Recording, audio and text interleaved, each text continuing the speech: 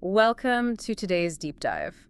We have a really fascinating mission today. Yeah, a pretty heavy one, actually. It is. We want to welcome you, the learner, to an episode that explores a truly chilling intersection for you to consider. Right. It's the exact point where mundane, everyday cybersecurity just slams right into real-world kinetic warfare. Yeah, the digital hitting the physical. Exactly.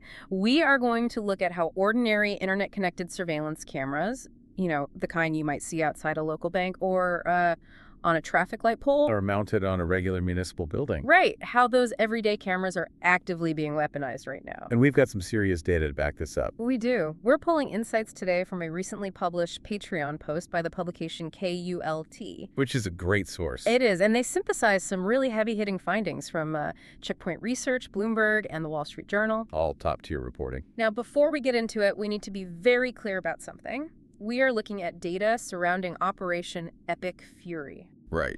And because this is an active, highly charged military conflict involving the United States, Israel, and Iran, we are leaving the politics completely at the door today. 100%. We will not be taking any sides or endorsing any political viewpoints.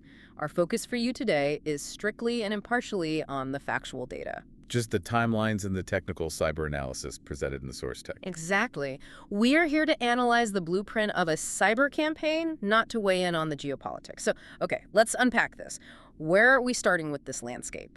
Well, we have to start by looking at a highly coordinated, large-scale campaign that's sweeping across the Middle East right now. Okay. Iranian threat actors are currently running an operation with a very specific objective, which is systematically compromising and hijacking internet-connected surveillance cameras. And this isn't just, background internet noise. No, not at all. There's been a massive, unprecedented escalation in this activity, and it kicked off specifically on February 28th. February 28th, okay. Yeah.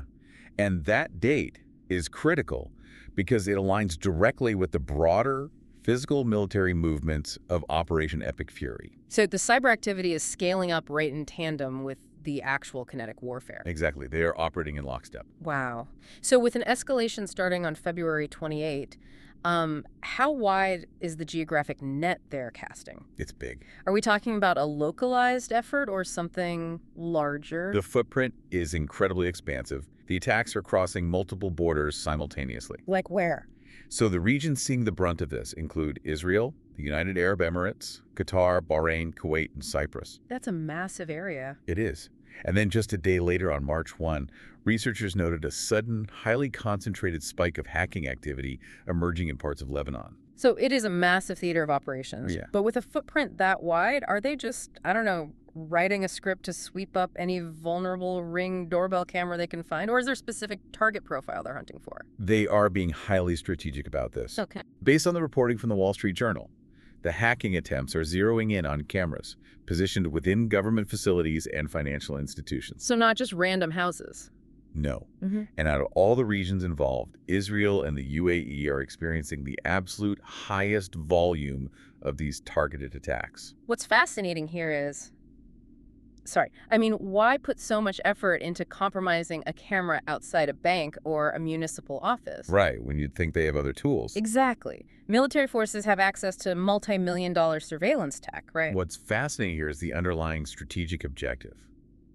It all comes down to real-time visual intelligence and asymmetrical advantages. Asymmetrical advantages. Yeah. Checkpoint's research indicates this live video feed is being utilized for two critical military functions.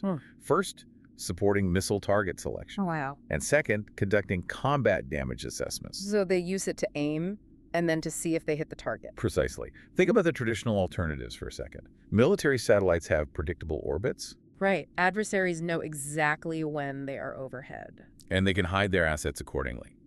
Drones can provide real-time feeds, sure, but they are noisy. They can be tracked on radar. And they get shot down. Exactly. But a surveillance camera, on the other hand, is already embedded in the environment. It belongs there. No one looks twice at it. It's just part of the background architecture of a city? Right. If an operative can quietly take control of a camera mounted on a building across the street from a target, they have an invisible, persistent 24/7 eye on that location. They can watch the target before a strike to confirm positioning? And they can log back in immediately after a strike to see exactly how much damage was done, all without ever putting a scout or a drone at risk. That is wild. And Checkpoint Research describes the scale of this current hijacking campaign as entirely unprecedented for this conflict. They have never seen everyday infrastructure weaponized at this volume. That brings up a crucial point for you, the listener, regarding the hardware itself. Yeah, the actual devices. Because hearing terms like Operation Epic Fury and missile target selection, it is incredibly easy to assume that technology involved must be, highly classified espionage hardware. But it's not. Right. The reality is that these are standard commercial cameras. The technical playbook here leverages known vulnerabilities in incredibly common hardware. Which brands are we talking about? 2 major manufacturers are explicitly named as the primary vectors in this campaign: Dahua and Hikvision. Dahua and Hikvision. Yeah. These are brands that businesses and municipalities buy off the shelf and install by the thousands. Let's talk about how they are actually getting into these systems. Are they running massive brute force password attacks, or is there a structural flaw they are exploiting? It is largely structural. For the Dahua products, the hackers are exploiting a vulnerability tracked as CVE 2021-33044. Okay, so a known CVE. Yes. This is an authentication bypass flaw. Oh, wow. So they aren't burning million-dollar undiscovered zero-day exploits here, and they aren't even guessing password. They just bypass it entirely. Right. The software flaw essentially allows the attackers to drop straight into the administrative panel, completely skipping the security check. And what about the Hikvision devices? They are utilizing CVE 2017-7921. Wait, 2017? Yeah, 2017. Oh.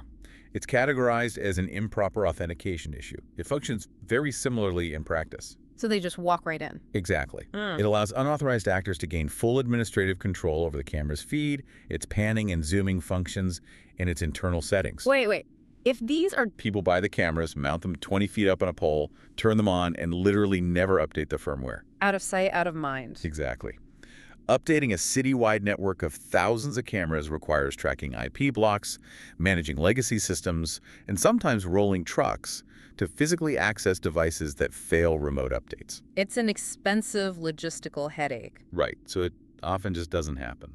Bloomberg also noted that beyond these specific unpatched vulnerabilities, the attackers are still just taking advantage of the basics. Oh, yeah? Weak passwords, outdated firmware, general misconfigurations. It really illustrates how advanced threat actors will take the path of least resistance. Always. If the front door is unlocked because no one bothered to fix the latch, they're just going to walk right in. And once they are inside those networks, the methods they use to hide their tracks reveal a brilliant, if frustrating, understanding of network defense. How are they hiding? They use a mix of highly specialized infrastructure and completely mundane consumer tools. Okay, explain that. The researchers identified virtual private servers, definitively attributed to multiple threat groups linked to Iran. So that's the specialized operational side. Exactly. But to mask that connection, they route their malicious activity through commercial, everyday VPN services. The specific VPNs listed in the reporting really stand out to me. They are using Mullvad, Proton VPN, Surfshark, and NordVPN. Yeah. These are the exact same commercial VPNs you hear advertised on consumer tech videos. Literally the same ones. They are using the exact same tools a regular citizen might use to protect their data while logging into a coffee shop's Wi-Fi. And it works perfectly. By blending their malicious traffic into the massive global streams of everyday data generated by these popular commercial VPNs, the attackers make it incredibly difficult for network defenders to spot them. It's just digital camouflage. Exactly.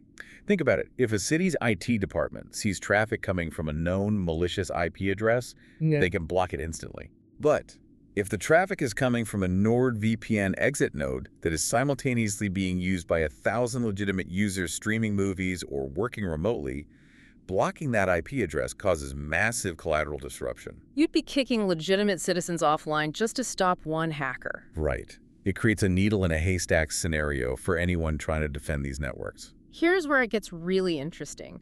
This tactic of blending in and hijacking municipal cameras didn't just materialize out of thin air in late February. No, it didn't. The researchers highlighted a chilling historical comparison that traces back to the events of June 2025.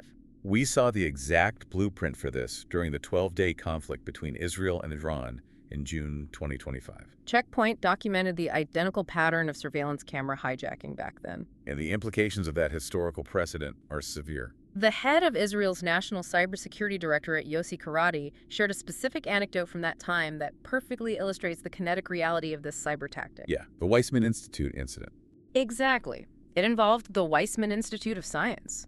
On June 15, 2025, Iran managed to take control of a seemingly innocuous street camera located near the institute. The timeline of that infiltration is the critical element to focus on here. According to Karadi, this local street camera was hijacked shortly before a ballistic missile actually struck that exact facility. Shortly before, so the digital breach of a street camera was the immediate precursor to a physical explosion. Yeah. The camera served as the live feed for the incoming strike. That direct link between a software vulnerability on a street pole and a ballistic missile impact is staggering. It is. And they didn't stop at static building surveillance during that 12-day conflict, did they? No, they expanded into mobile tracking.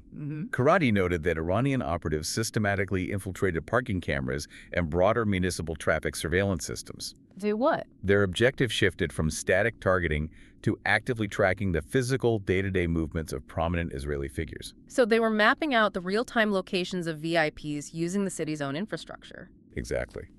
And Bloomberg reported that right after the missile attacks in Tel Aviv, Iranian operatives heavily intensified their attempts to connect to these private surveillance systems. Trying to get eyes back on the ground. Yeah. They aggressively scanned for those weak passwords and misconfigured devices, clearly trying to establish as many visual footholds as possible in the chaos following the strikes. If we connect this to the bigger picture. Sorry, I know you're about to mention checkpoints theory here. Yeah, if we connect this to the bigger picture, it leads us to the most significant analytical conclusion presented by the researchers. Checkpoint proposes a theory of early warning potential. The cyber canary in the coal mine? Precisely. Because these attackers have to actively scan the internet to find these vulnerable Dahua and Hikvision cameras, they leave a digital footprint. And the volume of those scans can be tracked. Right. Researchers correlated massive spikes in these targeted scanning operations with major geopolitical events. Proving that the digital activity serves as a reliable predictor of physical world actions. Right. The text provides some very specific dates that back this up. Checkpoint noted massive spikes in these targeted camera scans on January 14 and 15. And what happened then? That was precisely when Iran temporarily closed its airspace, anticipating a possible attack from the United States. So the digital reconnaissance spiked the exact moment the physical defensive posture shifted. Yes. Another significant correlation occurred around January 24. A major surge in camera-targeted scanning originating from known Iranian-linked infrastructure perfectly coincided with a physical visit to Israel by the commander of the U.S. Central Command. It's so clear. Whenever a major military asset moves or a major physical strike is being prepared, the scanning volume goes into overdrive as they try to secure camera feeds in the relevant area. So the ultimate conclusion from Checkpoint research is that monitoring this specific type of hacking activity serves as a highly functional early warning system. Tracking the digital infrastructure as it hunts for vulnerable cameras gives intelligence agencies a heads up about potential subsequent physical military operations. The digital scan precedes the kinetic strike. This completely restructures how national defense views network security. Historically, a spike in failed login attempts on a city's traffic camera network was just an IT nuisance. Right. A systems administrator might log a ticket and ignore it. But according to this research, that same failed login attempt is now a highly viable military intelligence indicator. It signals a pre-targeting phase. This forces a massive shift in how cyber defense integrates with physical military intelligence. Absolutely. So what does this all mean? For you, the listener, when you step back and look at the entirety of what KULT, Checkpoint, Bloomberg, and the Wall Street Journal have laid out, it points to the complete blurring of the line between basic digital hygiene and actual national security. There really is no line anymore. We always hear reminders to update firmware or change the default password on a smart device. And usually the assumed threat is a cybercriminal trying to steal credit card data or a botnet trying to mine cryptocurrency. A financial nuisance. Exactly.